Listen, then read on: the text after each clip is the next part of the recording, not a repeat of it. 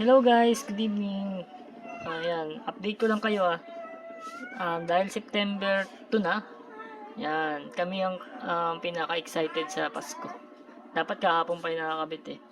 At yan, ang reindeer na hindi natin alam kung kambing ba to o ano, goat.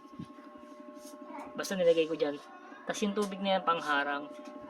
Yan, dyan na siya nakasaksak. Sa may tapat ng wifi. Yeah. Tapos yung star niya parang nakatabingi pa, no? And then yun yung setup namin dito. Tapos dito ako lagi nagbablog. Wait lang, tanggalin ko lang yung damit. Yan, dyan. May stop to yan guys.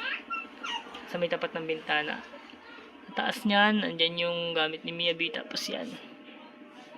And then syempre yung gusto ko sa mga nabili kong gamit, kung mabasa nyo yan, success does not come to you, you go to it.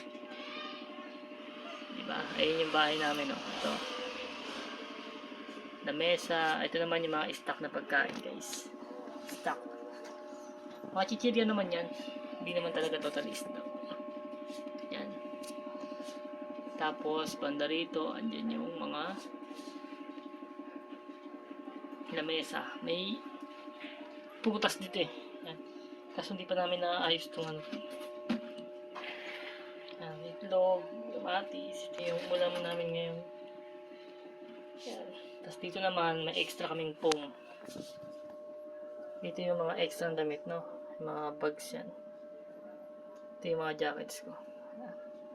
Ito banyo. Ito yung bago naming ano. Yan yung tubigan. Ito yung nabili naming bago kahapon. 190 lang yan. Ito. Para hindi na ipisin. Tapos ito yung 10 piso lang ito. Tapos yan. Ito yung collection na bag namin. Oh. Nakikita nyo. Isa, dalawa, tatlo, apat. Apat na lang. Tapos yung cabinet. Yan. Yan yung aming ano. Para sa yung aming konting grocery. Christmas tree lang sana ipapakita ko, kaso nga lang